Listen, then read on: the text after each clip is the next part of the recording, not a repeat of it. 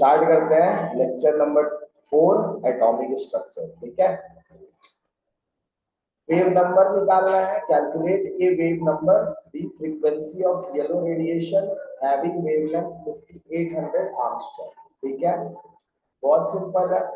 आपको yellow radiation है उसका लैम्डा का वैल्यू दे रखा है। क्या दे रखा है? लैम्डा। ये है आपका कितना? 5800 आर्मस्ट्रॉन्ग।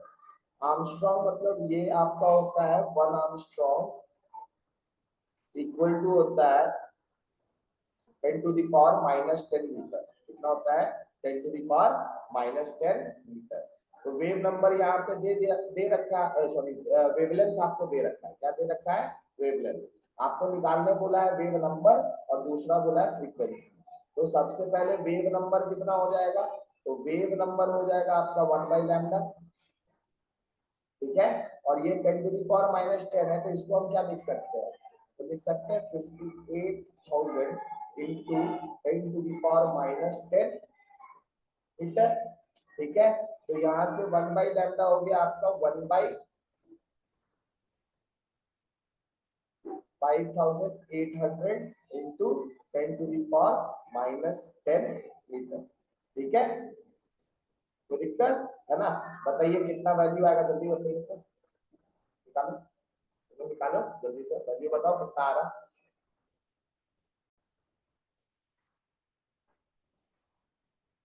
तो इसको कैसे करेंगे हम लोग? इसको बहुत सिंपल है।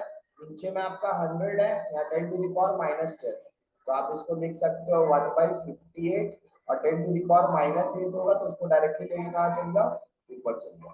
ठीक है, ये वैल्यू आप निकाल सकते हो, इसको कैलकुलेट कर सकते हो। हाँ सॉरी, ये आपका 10 टू द पावर 8 हो जाएगा। ठीक है, ये वाला कितना हो जाएगा आपका? 10 टू द पावर 8 हो जाएगा। ऊपर जाएगा तो माइनस पावर हो जाएगा आपका 10 टू द पावर 8। तो ये वैल्यू आपका कितना आ जाएगा?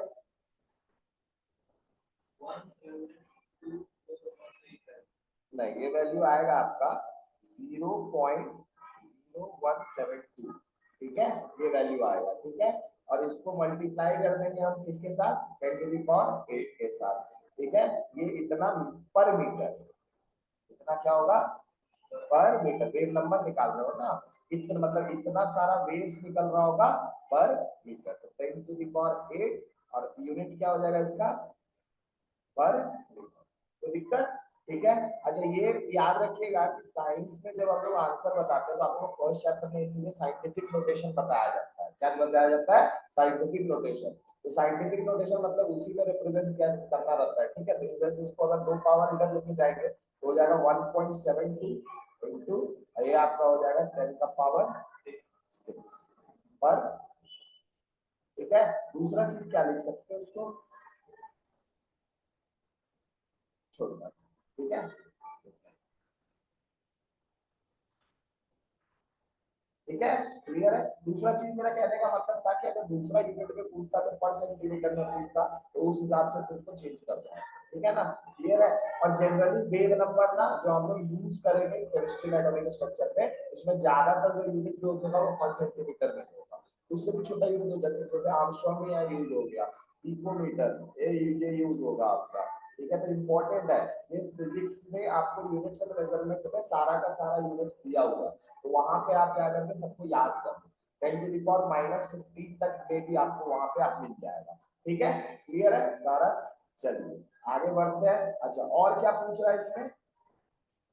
फ्रीक्वेंसी पूछ रहा है। दूसरा चीज क्या पूछ रहा है? फ्रीक्वेंसी। तो फ्रीक्वेंसी आपका कितना हो जाएगा? तो फ्रीक्वेंसी बराबर क्या होता है ना? हम लोग जानते हैं फ्रीक्वेंसी बराबर अगर देखोगे तो ये होता है c/λ। क्या होता है? c/λ।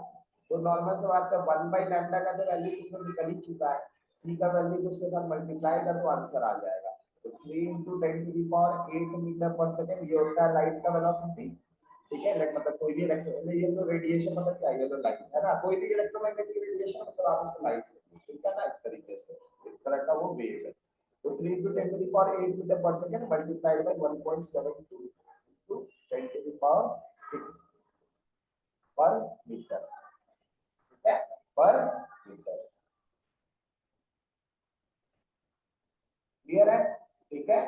इसको मल्टीप्लाई करिए और आंसर बताइए जल्दी से कितना आ रहा है इसका भी।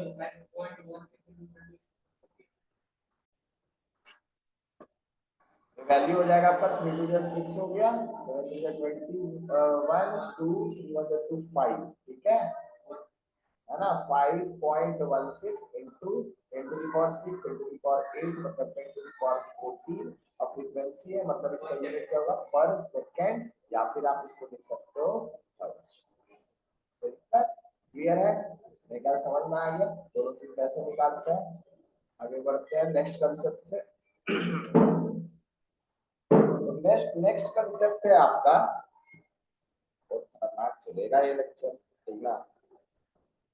Particle nature of electromagnetic radiation. क्या है आपका particle nature of electromagnetic radiation, जिसको प्लैंक्स क्वांटम थ्योरी के नाम से भी हम लोग जानते हैं, ठीक है। देखो यहाँ पे हुआ क्या था, इसको पहले समझने की कोशिश करो अच्छे से, ठीक है, क्योंकि ये बहुत इंपॉर्टेंट जाएगा। इसी से पूरा आपका डिपेंड करेगा कि आप क्वांटम मैकेनिकल मॉडल तक कितना अच्छे से समझे, ठीक है। तो ये इंपॉर्टेंट पार्ट है, ठीक ना, बहुत ज्यादा इंपॉर्टेंट। क्या है ये इंपॉर्टेंट पार्ट, तो उसको समझो। अभी तक हम लोग क्या जानते थे कि वेव नेचर जो होता है, wave nature of electromagnetic radiation, wave nature of electromagnetic radiation, ये आपका एस्टैब्लिश्ड था, ये आपका एस्टैब्लिश था पहले से, आगे नहीं था ना जी। कैसे बोलते हैं एस्टैब्लिश था, क्योंकि भाई वो दो प्रॉपर्टी को शो कर रहा, एक था आपका इंटरफेरेंस, ठीक है, और दूसरा आपका था डिफ्रैक्शन। और ये दोनों प्रॉपर्टी को कौन शो करता था, एक वेव शो करता, एक वेव आपका शो करता था। इसी वजह से मतलब कोई भी चीज अगर वेव है तो ये दोनों नेचर को वो शो करता। तो दिक्कत समझ में आ गया। तो सम of the experimental phenomenon such as diffraction and interference can be explained by the wave nature of electromagnetic radiation. Clear है। However, following are some of the observations which could not be explained with the help of even the electromagnetic theory of 19th century. Electromagnetic theory कौन दिए थे, Maxwell. कौन दिए थे, Maxwell, है ना। 19th century physics, जिसको क्लासिकल फिजिक्स बोलते हैं, जिसको क्या बोलते हैं, क्लासिकल फिजिक्स, ठीक है। कोई दिक्कत यहाँ तक क्लियर है ना, समझ में आया। Classical physics, classical physics. अब आप लोगों को एक थोड़ा सा पहले आइडिया दे देते हैं कि क्या है आखिर ये डिफरेंस जो क्रिएट हो रहा है अब, कि क्लासिकल फिजिक्स भी सम ऑफ द ऑब्जर्वेशंस का जिसको एक्सप्लेन नहीं कर रहा है, ठीक है। सम ऑफ द ऑब्जर्वेशंस किसका, किसका ऑब्जर्वेशंस, इलेक्ट्रोमैग्नेटिक रेडिएशन, किसका, इलेक्ट्रोमैग्नेटिक रेडिएशन का। और सबसे बड़ा बात था कि उस इलेक्ट्रोमैग्नेटिक रेडिएशन का लेना देना मैटर के साथ, इसके साथ था, मैटर के साथ। सबसे बड़ा बात ये चीज है, ठीक है। अब कैसे है इस चीज को हम लोग समझते हैं, और क्या क्या फेनोमेनन थे जो चीज आपका क्लासिकल फिजिक्स, क्लासिकल फिजिक्स कहने का मतलब हुआ कि मैक्रोस्कोपिक सब्सटेंसेस से जो रिलेट करता हो, इससे रिलेट करता हो मैक्रोस्कोपिक सब्सटेंसेस। मैक्रोस्कोपिक सब्सटेंसेस मतलब हो गया बड़े बड़े ऑब्जेक्ट्स, और माइक्रोस्कोपिक मतलब हो गया जिसको माइक्रोस्कोप के अंदर देख सकते हो, जैसे एटम्स, मॉलिक्यूल्स, ये सब माइक्रोस्कोपिक है। सेल्स हो गया माइक्रोस्कोपिक है, क्लियर है, ठीक है। और ये आपका क्या हुआ, मैक्रोस्कोपिक सब्सटेंस। मतलब क्लासिकल फिजिक्स बेसिकली क्या था, जो मैक्रोस्कोपिक सब्सटेंसेस से डील कर रहा है, ठीक है। माइक्रोस्कोपिक सब्सटेंसेस से ये वाला फिजिक्स डील नहीं कर रहा, ऐसा समझो, ठीक है। ऐसा नहीं कि इसका कोई यूज नहीं है क्वांटम मैकेनिक्स में, क्लासिकल फिजिक्स का यूज है क्वांटम मैकेनिक्स समझने में, लेकिन क्वांटम मैकेनिक्स एक अलग ही लेवल पर चला गया कि क्लासिकल मैकेनिक्स आपका मैक्रोस्कोपिक के बारे में बता रहा, लेकिन जब माइक्रोस्कोपिक का बात आया तो सिर्फ क्लासिकल मैकेनिक्स से नहीं होता है, ठीक है, क्लियर। अब इस चीज को समझेंगे कैसे करके, एक एक करके हम लोग समझते हैं, ठीक है। चलिए सबसे पहले तो क्या क्या था वो फेनोमेनन जिसको साइंटिस्ट एक्सप्लेन नहीं कर पाए। एक था the nature of emission of radiation of hot bodies, जिसको ब्लैक बॉडी रेडिएशन के नाम से जाना जाता है, ठीक है। Ejection of electrons from the metal surface when radiation strikes it, clear है। ये था आपका फोटो इलेक्ट्रिक इफेक्ट। सोचो एक लाइट हिट कर रहा है मेटल को और उससे क्या निकल रहा है, आपका इलेक्ट्रॉन निकल रहा है, तो ये मतलब मैटर से रिलेटेड है। लाइट किसको हिट कर रहा था, मेटल को, तो मैटर को हिट कर रहा और उससे निकल क्या जा रहा, इलेक्ट्रॉन। तो ये एक क्वेश्चन मार्क था, इसके बारे में कोई एक्सप्लेनेशन क्लासिकल मैकेनिक्स के पास नहीं था। तीसरा, variation of heat capacity of solids as a function of temperature, कि टेम्परेचर के साथ किसी सॉलिड का हीट कैपेसिटी चेंज क्यों होता है, ये आंसर भी नहीं मिल रहा।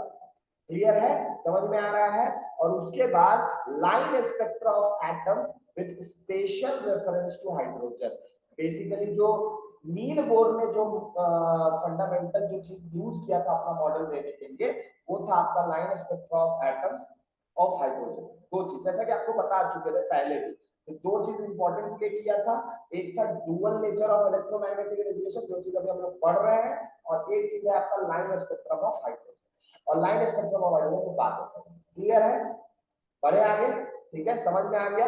तो ये चीज अभी जो है ना समझेंगे कि आखिर ये सब चीज का एक्सप्लेनेशन कैसे आया, ये सब चीज का एक्सप्लेनेशन कैसे आया। सबसे पहले तो आप लोग को एक चीज समझाते हैं, वो है ब्लैक बॉडी। नोट कीजिएगा इसको, ब्लैक बॉडी। ब्लैक बॉडी क्या होता है, the substance which can emit and absorb the radiation of all frequencies, the radiation of all frequencies, उसको क्या बोलते हैं, ब्लैक बॉडी बोलते हैं। उसको क्या बोलते हैं हम लोग, ब्लैक बॉडी बोलते हैं। क्लियर है ना। एनसीईआरटी जो लाए होंगे वो अंडरलाइन कर सकते हैं, जिसके पास एनसीईआरटी वो अंडरलाइन कर सकते हो, जो एक्स्ट्रा लगेगा उसको नोट करते चलना, ठीक है। चलो आगे बढ़े। अब ये ब्लैक बॉडी, अब मान लो एक सब्सटेंस है जो आपका, अगर इसको एक्सप्लेन करें तो जो आपका क्या है,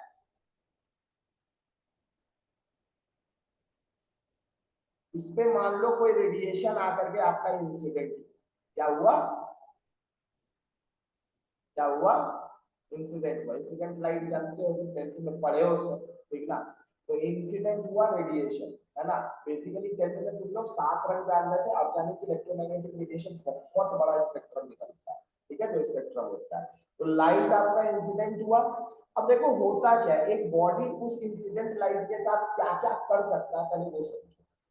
तो ये इस पर्टिकुलर जो रेडिएशन गिर रहा है, इस ये रेडिएशन एनर्जी होता है। रेडिएशन बेसिकली क्या होता है, किसी भी तरह का रेडिएशन को हम लोग एनर्जी ट्रीट करते हैं। क्या ट्रीट करते हैं, एनर्जी, ठीक है।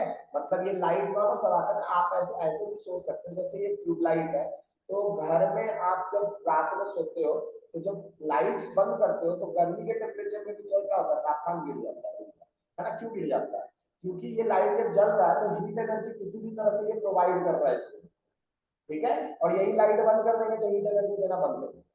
क्लियर है। लेकिन ये तो लाइट है, ये तो कोई मास नहीं है जो मतलब फेंक दिए, पोटेंशियल एनर्जी काइनेटिक एनर्जी दे दिए तो जाना उस तरह का एनर्जी है, ये अलग तरीके का एनर्जी है। तो इसको हम लोग समझेंगे, ठीक है, कि लाइट आखिर है क्या, एक इलेक्ट्रोमैग्नेटिक रेडिएशन वो है, ठीक है। तो ये एनर्जी आपका जो आया इंसिडेंट लाइट से, ये बॉडी इसको एक तो एब्जॉर्ब कर सकता है, ठीक है, क्लियर। दूसरा एक रिफ्लेक्ट कर सकता है, जो तुम लोग ऑलरेडी जानते हो, क्लियर है। क्या कर सकता है, रिफ्लेक्ट कर सकता है। और एक होता है ट्रांसमिट कर सकता है, मतलब ऐसा जो रेडिएशन सीधा सीधी पार हो गया, उसको क्या बोलेंगे, ट्रांसमिट, ठीक है। और दूसरा आपका एक और चीज है कि जो, अब मान लो कि जैसे तुम ये रेडिएशन इसके ऊपर गिराए, तो गिराए तो ये एनर्जी एब्जॉर्ब कर रहा था। जब तुम ये रेडिएशन इसके ऊपर इंसिडेंट करना बंद कर दो, ठीक है, तब जो एब्जॉर्ब किया हुआ एनर्जी इसके पास होगा, फिर ये बॉडी क्या करेगा, उस एनर्जी को निकालेगा, ठीक है। और जब वो निकालेगा तो निकालेगा in the form of electromagnetic radiation, है ना। और इस प्रोसेस को बोलते हैं एमिशन, या फिर इसी को एमिट्स जो बोला जाता है, ये होता है एमिट, ठीक है। एब्जॉर्ब किए हुए एनर्जी को बाद में वो रिलीज करता है in the form of emissions, और वो एमिशंस बेसिकली इलेक्ट्रोमैग्नेटिक रेडिएशंस होते हैं of all frequencies, of all frequencies नहीं मतलब ऑफ डिफरेंट फ्रीक्वेंसीज, ठीक है। अब देखो खेला क्या, ब्लैक बॉडी को बोला गया कि एक ऐसा बॉडी है जो मतलब दुनिया में हर एक फ्रीक्वेंसी के रेडिएशन को एब्जॉर्ब कर सकता है और हर एक फ्रीक्वेंसी के रेडिएशन को एमिट भी कर सकता है। क्लियर है? तो नॉर्मल सा बात है। एक चीज लेकिन इसमें जान लो कि 100% ब्लैक बॉडी पॉसिबल नहीं, 100% ब्लैक बॉडी पॉसिबल नहीं। जनरली जो ब्लैक बॉडी हमें मिलते हैं वो 90 to 100% के बीच में होते हैं। ठीक है, जो ब्लैक बॉडी हम लोग ट्रीट करते हैं जिसको। क्लियर है? विदाउट इसमें मतलब कहने का मतलब है कि कुछ रेडिएशन है जिसको वो शायद एब्जॉर्ब नहीं कर रहा होगा और कुछ फ्रीक्वेंसी के रेडिएशन है जिसको वो एमिट नहीं कर रहा है। एक तरह से ऐसा हो सकता है। तो 100% ब्लैक बॉडी पॉसिबल नहीं है, लेकिन आपका ब्लैक बॉडी ऐसे पॉसिबल है। अब बोलोगे कैसे पॉसिबल है? तो कैसे पॉसिबल है, मतलब एक क्यूब जैसे सोच लो। ठीक है, एक दो एग्जांपल्स दे रहे हैं कैसे ब्लैक बॉडी अच्छा पॉसिबल है। ठीक है, एक क्यूब ले लो ग्लास का, इसका ग्लास का, उसमें एक छोटा सा होल कर दो, है ना, ऐसा वो आपको काटने का आता है डिवाइस है, कट जाता है। अब इसके ऊपर मैं अलकतरा, इसके ऊपर पूरा अलकतरा समझते हो, है ना, जानते हो, चारकोल जिसको बोलते हैं, क्या बोलते हैं, चारकोल, है ना। तो अलकतरा इसके ऊपर क्या करना है आपको, पूरा ये करोगे, है ना। बेसिकली कोयला से बनता है, कोयला जब आपका जल जाए उसका एक प्रोसेस है बनने का। ठीक है, बहुत बड़ा मैकेनिज्म, उसका भी कंपनी है। ठीक है ना, अलकतरा जो बनता है। ठीक है, इसके ऊपर आप क्या करो, उसको पूरा, ठीक है, कहने का मतलब ये ऐसे नहीं है कि नॉर्मल कोयला उठा करके ले, उसको बनाया जाता है। क्या बोला जाता है, बनाया जाता है। कब बनता है ये, जब हम कोयला को जलाते हैं, उसके बाद के प्रोसेस में बनता है। ये आप लोग 8th क्लास में पढ़े भी। ठीक है, क्लियर है, इसको निकाल दीजिए। अब ये मेरा एक तरह से ऑलमोस्ट 99% ब्लैक बॉडी की तरह बिहेव है। तो दिक्कत ये जनरली ब्लैक कलर का होता है। अब ये ब्लैक बॉडी कैसे तरह किस तरह से करेगा, तो इसके ऊपर जो रेडिएशन गिर रहा है सबको एब्जॉर्ब कर लेगा और ये होल के थ्रू इसको क्या करेगा बाद में, कोई दिक्कत, क्लियर है। अब देखो आयरन ब्लॉक, ये भी एक बहुत अच्छा ब्लैक बॉडी है। क्या आपका ब्लैक बॉडी उतना अच्छा नहीं बोलोगे लेकिन अच्छा बोलोगे। ठीक है, इतना अच्छा तो नहीं बोलेंगे लेकिन अच्छा ब्लैक बॉडी। क्लियर है? अब देखो हुआ क्या, ठीक है, ये चीज समझ में आ गया कि एक रेडिएशन जो किसी पर्टिकुलर मैटर पे गिरता है तो मैटर उसके साथ क्या क्या करता है। तो जनरली कुछ अमाउंट रिफ्लेक्ट हो जाते हैं, कुछ ट्रांसमिट हो जाते हैं, कुछ आपका एब्जॉर्ब कर लेता है। और जब यही रेडिएशन उसके ऊपर गिरना बंद हो जाता है तो जो एब्जॉर्ब किया हुआ एनर्जी उसको बाद में क्या करता है, तो दिक्कत, क्लियर है। अब तो एक बात बताओ, तो जो एनर्जी रेडिएशन गिर रहा है और जो इलेक्ट्रोमैग्नेटिक रेडिएशन बाद में निकलेगा, क्या दोनों का फ्रीक्वेंसी सेम होगा? कैसे सेम होगा? देखो यहाँ पे आपका, आपने एक रेडिएशन डाला, ठीक है, रेडिएशन डाला, है ना। तो ये तो आपने इंसिडेंट रेडिएशन कहीं से लिया मार दिया, उसमें तो बहुत सा व्हाइट लाइट मान लो आपने लेके किया हो, मान लेते हैं, ठीक है। तो व्हाइट लाइट आपने लिया तो वो तो स्पेक्ट्रम में तो सारा रेडिएशन उसमें हो जाएगा। अब उसको अगर पास करा दिए मान लो फ्रीजिंग के थ्रू, तो क्या हो, सारा रेडिएशन आ गया। ठीक है, तो जो रेडिएशन, कुछ रेडिएशन हम क्या बोल रहे हैं, कुछ फ्रीक्वेंसी एब्सॉर्ब किया है, कुछ फ्रीक्वेंसी रिफ्लेक्ट हुआ होगा और कुछ फ्रीक्वेंसी क्या होगा, ट्रांसमिट। तो बचा हुआ फ्रीक्वेंसी ना एब्सॉर्ब हुआ होगा, बचा हुआ फ्रीक्वेंसी क्या हुआ होगा, एब्सॉर्ब हुआ होगा। क्लियर है ना, बचा हुआ फ्रीक्वेंसी क्या हुआ होगा, क्लियर है। तो नॉर्मल सा बात है, जो रेडिएशन तुमने इस पे इंसिडेंट किया उसमें से जो पार्ट एब्सॉर्ब हुआ होगा वही ना एमिट हुआ होगा, बाकी तो कुछ ट्रांसमिट भी हो गया होगा कुछ तो आपका। तो क्या जितना फ्रीक्वेंसी का लाइट शुरुआत में होगा रेडिएशन में, सारा फ्रीक्वेंसी का लाइट एमिट हुआ होगा। क्लियर है, ये एक नॉर्मल मैटर का टेंडेंसी बता रहे हैं। किसके बारे में बता रहे हैं, नॉर्मल मैटर का। अगर यही पूरा ब्लैक बॉडी होगा तो क्या होगा, ये पूरा का पूरा रेडिएशन को क्या करेगा, जो रहेगा उस सारा रेडिएशन जो होगा उसको कर लेगा एब्जॉर्ब, हर फ्रीक्वेंसी का रेडिएशन, और हर एक फ्रीक्वेंसी को जो नॉर्मल बात एब्जॉर्ब किया है तो उसको बाद में एमिट भी कर सकता है। कोई दिक्कत नहीं ना, ठीक है। मेरे ख्याल से क्लियर है सबको, है ना। तो होता क्या है, ठीक है, अगर ये अच्छा ब्लैक बॉडी होगा तब हर एक फ्रीक्वेंसी के रेडिएशन को अब्सॉर्ब कर लेगा और हर एक फ्रीक्वेंसी के रेडिएशन क्या कर देगा, बाहर निकाल देगा।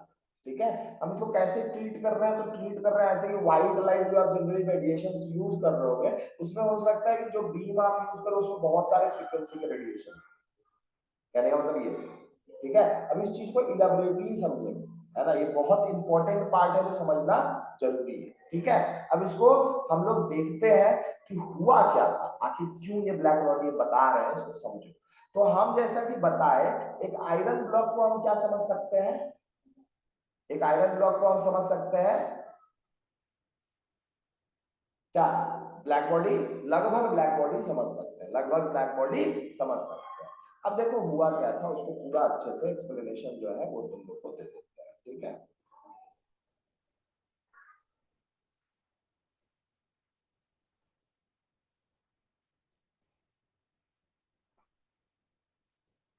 It is noteworthy that the first concrete explanation for the phenomenon of black body radiation was given by Max Planck. पहला बार जिन्होंने ब्लैक बॉडी रेडिएशन को अच्छे से समझाया वो कौन थे, मैक्स प्लैंक थे, इन 1900, इन 1900। The phenomenon is given below, ये नीचे दिया हुआ फिनोमेनन क्या है समझो। When solids are heated, they emit radiations over a wide range of wavelengths. ये important है, इसको अंडरलाइन कर लीजिए, ये बहुत इंपॉर्टेंट है, एनसीईआरटी का लाइन है। जब किसी सॉलिड को हीट करते हैं तो उसके अंदर से बहुत सारे रेंज का वेवलेंथ का रेडिएशन निकलता है। कोई दिक्कत है, क्लियर है, कहने का मतलब है कि आप जैसे सोच रहे होगे कि लोहा क्या है, आपका लोहा है, लोहा का एक ब्लॉक है, आयरन ब्लॉक है, अगर मान लीजिए आप इसको हीट करोगे तो किसी पर्टिकुलर टाइम पे ये रेड कलर का दिख रहा है, सही बात है। मिसकंसेप्शन हम लोग का क्या होता है, मान होता है ना, लोहा को गर्म कर देखे होंगे पूरा एकदम तापमान में, कभी आयरन लोहा ने तो कोयला को देखे होंगे तुम लोग, देखे वो जब जलता है तो वो ग्लो करता है लाल रंग का, तो वैसा ही आयरन के साथ भी होता है। वो भी क्या होता है, जब उसको बहुत हीट कर देते हैं तो वो भी क्या करने लगता है, लाल रंग का ग्लो करने लगता है। अब लोगों का मिसकंसेप्शन क्या है ना कि ये रेड दिख रहा है तो इसके अंदर से बस रेड कलर का रेडिएशन निकल रहा है, ये मिसकंसेप्शन था पहले, ठीक है। ये मतलब पहले कहने का मतलब क्लासिकल मैकेनिक्स में ऐसा सोचा जा रहा था कि ये क्या है आपका रेड कलर। अब देखो यहीं से क्वांटम मैकेनिक्स स्टार्ट है। क्लासिकल मैकेनिक्स इसको कैसे ले रहा था, एक रेडिएशन के तौर पे ले रहा था, मतलब एक पर्टिकुलर फ्रीक्वेंसी का रेडिएशन ले रहा था, मान लो रेड कलर का जो फ्रीक्वेंसी होगा, लेकिन ये रेड दिख रहा था, लेकिन इसने बोला, ये क्वांटम मैकेनिक्स क्या बोलता है, क्वांटम मैकेनिक्स बोलता है कि इसके अंदर से हर एक फ्रीक्वेंसी के रेडिएशन निकल रहे हैं, मतलब हर एक तो नहीं बोलेगा, बहुत सारे, क्या बोला, over a wide range of wavelength निकलता है, ठीक है। तो बोलोगे सर फिर रेड क्यों दिख रहा है, क्योंकि दिखता हमें वो कलर है जिसका इंटेंसिटी सबसे ज्यादा होता है, ये नोट करो। कलर हमें कौन सा दिखता है, जिसका इंटेंसिटी सबसे ज्यादा होता है। इंटेंसिटी टर्म को हम थोड़ा इलेबोरेट करेंगे जब थोड़ा कुछ और बेसिक टर्म्स तुम लोग को बता, ठीक है। तो इंटेंसिटी आप लोग सोचो, अभी जनरली इंटेंसिटी को आप ब्राइटनेस समझ लो, क्या समझ लो, ब्राइटनेस, जिस पर्टिकुलर कलर का ब्राइटनेस ज्यादा होगा वो ऐसा दिख रहा होगा। लेकिन ब्राइटनेस टर्म बोलने में आसान है, इसको जो है ना आप एलैबोरेटली अगर साइंटिफिक टर्म्स में एक्सप्लेन करेंगे तो ये बहुत बड़ा टर्म है, ठीक है। कैसे बड़ा है, तो अभी पहले क्वांटम मैकेनिक्स के कुछ और इंपॉर्टेंट टर्म्स को हम लोग जान लेते हैं। कहने का मतलब है कि मैक्स प्लैंक जो थे उन्होंने क्या बोला कि जब सॉलिड हीट किया जाता है तो दे एमिट रेडिएशन ओवर अ, देखो अब यहाँ हुआ क्या, बोलोगे सर वो रेडिएशन एमिट क्यों कर रहा था, ये बात भी पूछ सकते हो। अभी तुमको एक बात बोले हम कि यहाँ पे रेडिएशन गिर रहा है तो एनर्जी एब्जॉर्ब कर रहा है, सही बात है। अगर नॉर्मल सा बात है, अगर किसी मैटर को हम हीट करेंगे तो हम उसको हीट एनर्जी दे रहे हैं, क्या दे रहे हैं, हीट एनर्जी। और रेडिएशन के फॉर्म में भी तुमको बताया वो क्या दे रहे थे, बेसिकली एनर्जी दे रहे थे। तो एनर्जी तो उसको मिल गया ना, बात ये है कि तुमको किस फॉर्म में दिया जा रहा है, बात क्या है, किस फॉर्म में दिया जा रहा है। तो जो रेडिएशन, जो एनर्जी तुम दिए वो ये क्या किया होगा, एब्जॉर्ब, ये क्या किया होगा, एब्जॉर्ब, और जब ये हीट किए होंगे तो नॉर्मल सा बात है इसी एब्जॉर्ब किए हुए एनर्जी को फिर बाद में क्या कर रहा होगा, एमिट कर रहा होगा खुद अंदर से। और वही एमिशन के टाइम में जो तुमको कलर दिख रहा होगा वो क्या होगा, उसका इंटेंसिटी सबसे ज्यादा होगा। लेकिन तुमको ऐसा नहीं सोचना है, पहले लोग सोचते थे कि एक ही कलर का रेडिएशन निकल रहा है, मतलब एक ही फ्रीक्वेंसी का रेडिएशन निकल रहा है, लेकिन ऐसा नहीं था, है ना। प्लैंक का क्या कहना था कि जब इसको हीट किया इससे हर एक फ्रीक्वेंसी का रेडिएशन निकल रहा है, दिख कौन सा कलर रहा है, जिसका इंटेंसिटी सबसे ज्यादा है। इंटेंसिटी को अभी नॉर्मल टर्म में क्या बोले, क्लियर। कोई डाउट है यहाँ तक, समझ में आ गया। अब एग्जांपल आयरन वाला देखते हैं कि क्या हो रहा है। when an iron rod is heated in a furnace, it burns, it first turns to dull red। पहले उसका कलर क्या होता है, डल रेड। ये डल रेड बोल रहे हैं, it first turns to dull red, कौन सा कलर है, जो हमको दिख रहा है, सही बात है ना, जो हम देख रहे हैं। And then progressively becomes more and more red as the temperature increases। सही बात है, ठीक है। मतलब आप जितना इसको हीट करोगे ये डल रेड से धीरे धीरे और ब्राइट रेड हो जाएगा एक तरीके से, ठीक है, और मोर ब्राइटर रेड एकदम आने, डार्क कलर का रेड एकदम आने लग जाएगा ऐसा, ठीक है। As this is heated further the radiation emitted becomes white. और हीट करोगे आयरन को तो फिर रेड नहीं दिखेगा, ब्लू दिखेगा। क्या दिखेगा, ब्लू। और सॉरी व्हाइट, और व्हाइट के बाद और हीट करोगे तब तुमको ब्लू दिखेगा, then becomes blue as the temperature becomes very high. तो दिक्कत यहां तक समझ में आ गया, ठीक है। ये ऐसा दिख रहा है, ये ऐसा क्या है, दिख रहा है। कहने का मतलब है कि टेम्परेचर बढ़ा रहे हैं तो अलग अलग कलर का लाइट हमें दिख रहा है, समझ में आया। पहले लोग क्या सोच रहे थे कि वही कलर का रेडिएशन बस निकल रहा है। अब क्वांटम मैकेनिक्स में लोग उसको कैसे सोच रहे हैं, क्वांटम मैकेनिक्स में सोच रहे हैं कि वो कलर जो सबसे ज्यादा ब्राइट होगा, वो रेडिएशन जो सबसे ज्यादा ब्राइट होगा, जिसका सबसे ज्यादा इंटेंसिटी होगा, ज्यादा अच्छा वर्ड इंटेंसिटी है, ब्राइट मत यूज करो, ठीक है, यूज करेंगे तो वो समझाएंगे तब समझ आएगा। तो इंटेंसिटी करेक्ट वर्ड है, तो इंटेंसिटी जिसका ज्यादा होगा वो तुमको दिख रहा है, क्लियर है। आप उसको एज अ ब्राइटनेस अभी ट्रीट करो, लेकिन साइंटिफिक टर्म में उसको और जानो, क्लियर है, समझ में आ रहा है। मतलब ब्राइटनेस बढ़ रहा, सही बात है, वहां पे इंटेंसिटी बढ़ रहा, लेकिन इंटेंसिटी टर्म क्या है उसको समझना है। तो यहां तक क्लियर हो गया, समझ में आया, ये चीज हो रहा। अब इन टर्म्स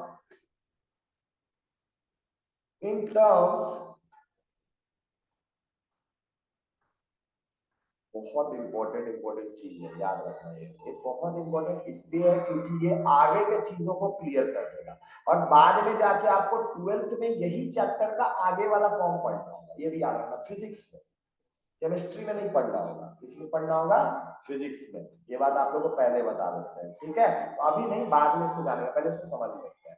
तो यहाँ पे क्या बोला कि इन टर्म्स ऑफ फ्रीक्वेंसी अगर देखा जाए, क्या देखा जाए, in terms of frequency, so it means that the frequency of emitted radiation goes from a lower frequency to a higher frequency as the temperature increases।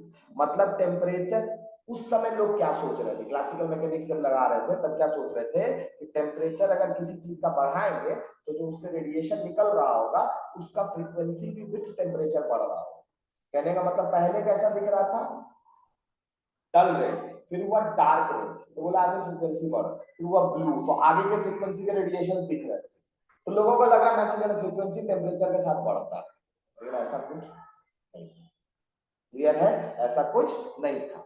Basically था क्या कि radiation तो सारा निकल रहा था, दिख हमें कोई लाइट रहा था जो पर्टिकुलर फ्रीक्वेंसी का, कोई दिक्कत। और वो पर्टिकुलर लाइट जो हमें दिख रहा था वो क्या था, वो आपका, उसका इंटेंसिटी सबसे ज्यादा, उसका इंटेंसिटी क्या था, सबसे ज्यादा। अब इसकी चीज को समझते हैं। The red colour lies in the lower frequency region while blue colour belongs to the higher frequency region of the electromagnetic spectrum.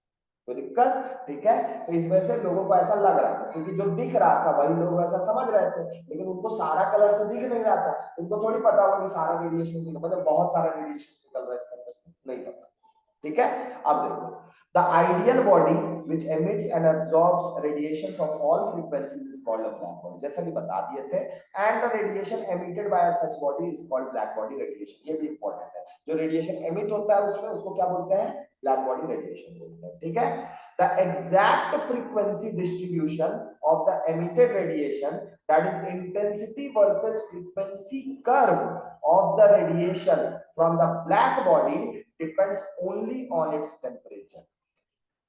ठीक है, बोला कि exact frequency distribution of the emitted radiation, ठीक है, that is intensity versus frequency curve of the radiation from a black body depends only on its temperature. मतलब इसका कहने का मतलब है ना, जो कलर का रेडिएशन हमें ऑब्जर्वेबल हो रहा था, ठीक है, वो पर्टिकुलर रेडिएशन का जो फ्रीक्वेंसी अगर हम बढ़ता हुआ सोचे तो टेम्परेचर के साथ वो क्या हो रहा था, दिख रहा था बढ़ता हुआ, लेकिन वो दिखता हुआ लाइट का फ्रीक्वेंसी था, याद रखना, ना कि निकलता हुआ लाइट का फ्रीक्वेंसी था। इस बात को दिमाग में रखना, क्योंकि निकल सारा फ्रीक्वेंसी कर देता है, रेड का अलग फ्रीक्वेंसी होता है, येलो का अलग होता है, लेकिन दिखेगा सबसे ज्यादा कौन, जिसका इंटेंसिटी सबसे ज्यादा है, जिसका ब्राइटनेस सबसे ज्यादा है, वो कलर तुमको दिखेगा। करेक्ट है, समझ में आ रहा है। अब at a given temperature intensity of radiation emitted increases with the decrease of wavelength, reaches a maximum value at a given wavelength and then starts decreasing with a further decrease in the wavelength as shown in the figure। बोलोगे sir पढ़ दिए पूरा का पूरा, है ना, दिखाए तो दिख रहा ही नहीं है, दिखा देते हैं, ठीक है। तो ये ग्राफ है, ये ग्राफ बेसिकली किस चीज का है, तो ये ग्राफ है आपका कि जब हम लोग हीट कर रहे थे बॉडी को तो कौन सा पर्टिकुलर रेडिएशन हमको दिख रहा था, क्या था, दिख रहा था। और ये एक और चीज तुमको बता देगा कि उससे हर एक प्रकार का रेडिएशन भी निकल रहा था, ठीक है। देखिए इस ग्राफ को बहुत अच्छे से समझते हैं। और एक बात याद रखिएगा कि प्लैंक सर ने इस पर्टिकुलर ग्राफ को अकेले नहीं समझाया है, ठीक है। तो ये एक लिमिटेशन भी है, बोल सकते हो आप प्लैंक थ्योरी का, ये ग्राफ को वो पूरा अकेले नहीं समझाता है। ये फिजिक्स में आप लोग 11th के लास्ट में पढ़िएगा, ठीक है। स्टीफन्स लॉ, क्या क्या पढ़िएगा, एक होगा स्टीफन्स लॉ साथ में, और एक होगा आपका विंस डिस्प्लेसमेंट लॉ, ठीक है। ये दोनों को यूज करेंगे तब जाकर के ये ग्राफ का प्रॉपर एक्सप्लेनेशन आपको समझ में आएगा। तो बेसिकली ये जो लॉ भी है ना, ये लॉ बेसिकली इस एक्सपेरिमेंट के बाद लोगों को समझ में आया। क्लियर है, मतलब ये ग्राफिकली किसने प्लॉट किया, ये ग्राफ प्लैंक ने। जैसे प्लैंक ने, तो प्लैंक का क्या कहना था, क्लासिकल मैकेनिक्स से लोग समझ रहे थे कि एक ही रेडिएशन एमिट हो रहा है, लेकिन प्लैंक का क्या कहना था, जैसे मान लो टेम्परेचर T1 है, तो T1 पे जो रेडिएशन क्या, हर एक फ्रीक्वेंसी, ये वेवलेंथ है, तो हर एक वेवलेंथ का रेडिएशन निकल रहा है ना भाई, सही बात है ना, ग्राफ तो यही बता रहा है ना। तो प्लैंक ने ग्राफ प्लॉट किया उनके हिसाब से, और दिख तुमको जो कलर रहा है वो ये वाला है, मतलब ये पर्टिकुलर वेवलेंथ λ1 सपोज कर लो, ये तुमको जो रेडिएशन λ1 वेवलेंथ को शो कर रहा होगा वो तुमको क्या होगा, सबसे ज्यादा इंटेंसिटी होगा। तो ये इंटेंसिटी, क्लियर है, इंटेंसिटी। इस वर्ड को अभी बहुत भयानक एलैबोरेट करने वाले हैं, ठीक है ना, तो ये अभी समझ लो। क्लियर है, कोई डाउट है इसमें, चलो। तो और ये पूरा एक्सप्लेनेशन इस ग्राफ का कि हाँ इस तरह का ग्राफ कैसे बन रहा है, तो नॉर्मल सा बात है, ग्राफ पहले बनाया जाता है और लॉ बाद में होता है, ये चीज जान लो। एक्सपेरिमेंट जब होता है तो पहले ग्राफ प्लॉट किया जाता है, कहने का मतलब डिफरेंट टेम्परेचर्स पे कौन सा इंटेंसिटी दिख रहा था, उस हिसाब से ग्राफ प्लॉट कर दिया, है ना। क्लियर है, कोई दिक्कत, तो ये ग्राफ आपका प्लॉट हुआ, ये ग्राफ प्लॉट हुआ, तो प्लैंक के हिसाब से जो था उन्होंने उस चीज को दर्शा दिया। उन्होंने क्या बोल दिया कि हर एक रेडिएशन एमिट हो रहा है और टेम्परेचर आपका क्या है, एक पर्टिकुलर टेम्परेचर पे जो रेडिएशन हमको नजर आ रहा है, जिसको हम से देख रहे हैं, उसका इंटेंसिटी क्या है, सबसे ज्यादा। लेकिन बाकी जो ये ग्राफ इस तरीके का क्यों बन रहा है, इसको रिलेट जो किए वो दोनों कौन थे, स्टीफन्स और विंस डिस्प्लेसमेंट लॉ में चीज, मतलब ये ग्राफ का पूरा आपको रिसर्च वहां पे पता चल जाए, ठीक है, कोई दिक्कत, आगे बढ़े, ठीक है। अब आगे बढ़ते हैं, अब आगे जो बढ़ेंगे हम लोग, अब यहाँ इलेबरेट करेंगे कि प्लैंक का क्या था। अच्छा कोई पूछेगा अगर मान लो कि प्लैंक का क्वांटम थ्योरी का क्या लिमिटेशंस था, तो इस पूरे ग्राफ को वो एक्सप्लेन नहीं करता, ठीक है। ये जो पूरा ग्राफ है, इसका पूरा ग्राफ को वो एक्सप्लेन नहीं कर पा रहे थे कि क्यों इस तरीके का बिहेव कर रहा है, क्या हो रहा है, ठीक है। इस तरह तो बाद में देखो नॉर्मल सा बात है, भगवान ने जो बना दिया हम लोग उसको समझते हैं, ठीक है ना।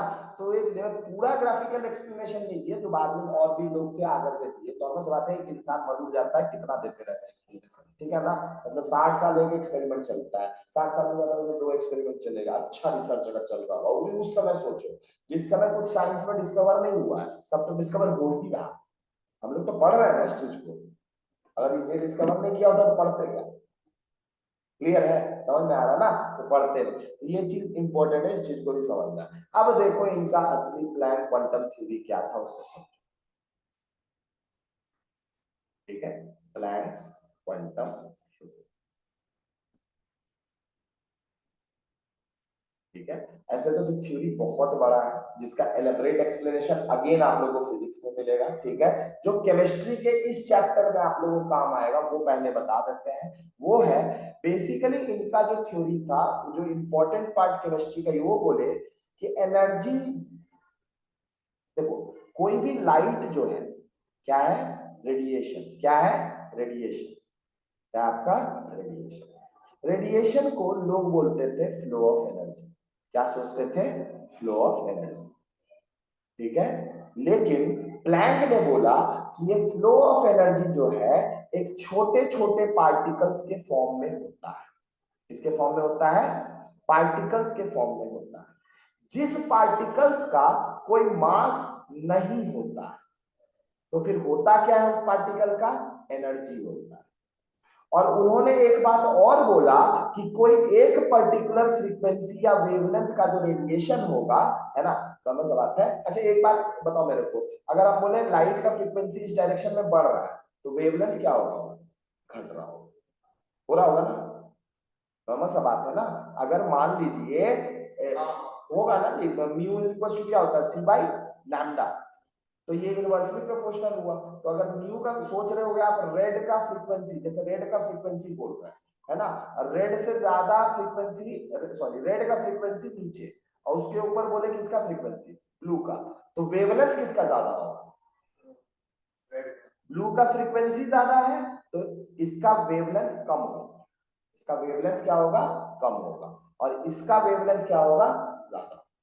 उल्टा चलता है, वेवलेंथ क्या चलता है, उल्टा चलता है, ठीक है। तो ब्लू का अगर ज्यादा है क्या, frequency, as comparison to red, तो फिर ब्लू का वेवलेंथ कम होगा एज कंपेरिजन टू। तो दिक्कत क्लियर हो गया, ये चीज इंपॉर्टेंट है। अब यहाँ पे एक चीज जान लो, कहने का मतलब है कोई भी रेडिएशन हो जिसका कोई फ्रीक्वेंसी हो या फिर कोई लैम्डा मतलब वेवलेंथ हो, है ना। जैसा कि बोले रेडिएशन एक वेव है, तो उस वेव का 5 चीज हो सकता है, वेव नंबर हो सकता है, वेवलेंथ हो सकता है, फ्रीक्वेंसी हो सकता है। तो किसी पर्टिकुलर रेडिएशन को आप हर एक चीज में डिवाइड कर सकते हैं।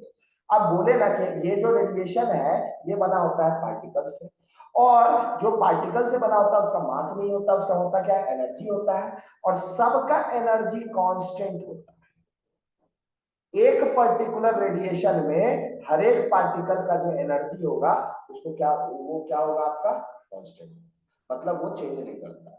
और वो वैल्यू जो होता है कितना होगा, जैसे कोई रेडिएशन, ये तो एक पार्टिकल का एनर्जी कितना होगा, ठीक है, वो वैल्यू होता है एच म्यू के बराबर।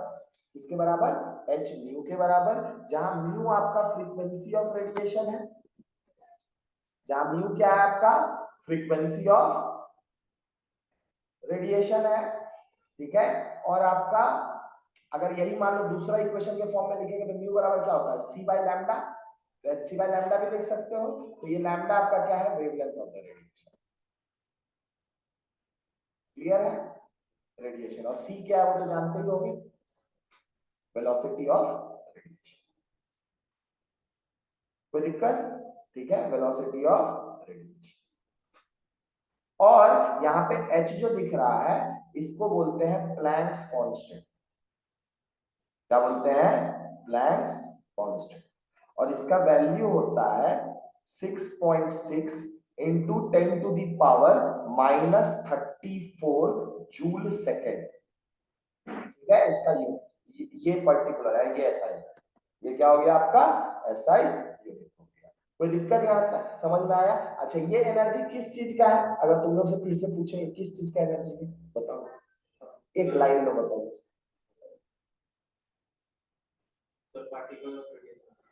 पार्टिकल, एक पार्टिकल का, याद रखना, एक पार्टिकल का। दिक्कत है यहाँ पे, इतना समझ में आ गया ना, ये एक पार्टिकल का एनर्जी है किसी भी पर्टिकुलर रेडिएशन, है ना। पर्टिकुलर रेडिएशन कहने का मतलब किसी पर्टिकुलर फ्रीक्वेंसी या फिर वेवलेंथ का रेडिएशन। कोई दिक्कत? ठीक है। अगर मान लो फ्रीक्वेंसी दिया होगा तो एनर्जी का फॉर्मूला तुम क्या लगाओगे, एच न्यू। और अगर यही लैम्डा दिया होगा तब क्या फॉर्मूला लगाओगे एनर्जी निकालने के लिए एक पार्टिकल का, एच सी बाई। कोई दिक्कत? क्लियर है? तो जो चीज दिया होगा उस हिसाब से आप लोग निकाल लो। ये हुआ एनर्जी ऑफ वन पार्टिकल। अब जो इंपॉर्टेंट पार्ट ये है कि इस पार्टिकल को उन्होंने जो नाम दिया था वो था नहीं सॉरी, उन्होंने जो नाम दिया था वो था क्वांटम। क्या नाम दिया था? क्वांटम। और इसी चीज को फोटोन भी बोलते हैं। ठीक है, फोटोन। ये जो क्वांटम जो पार्टिकल को नाम दिए उसी को फोटोन भी बोला जाता है। तो नाम उन्होंने क्वांटम दिया था, उसको फोटोन बोला जाता है। ठीक है, तो इसको दोनों नाम से जाना जाता है। तो दिक्कत? अब आगे बढ़े इसमें। ठीक है, अब बड़ी मजेदार बात बताते हैं।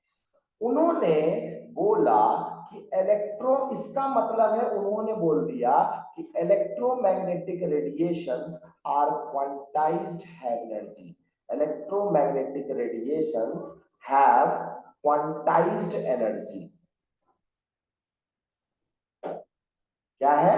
Have quantised energy. अब बोलोगे सर क्वांटाइज्ड एनर्जी का मतलब क्या?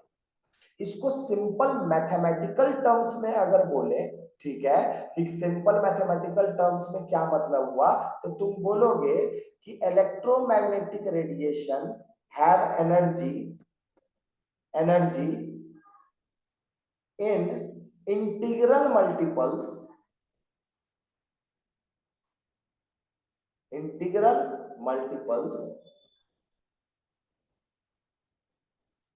ठीक है, बेसिकली इंटीग्रल में होल नंबर मल्टीपल्स होगा, क्योंकि नेगेटिव तो हो नहीं सकता, तो पॉजिटिव ही जाएगा। ठीक है, तो इंटीग्रल मल्टीपल्स ऑफ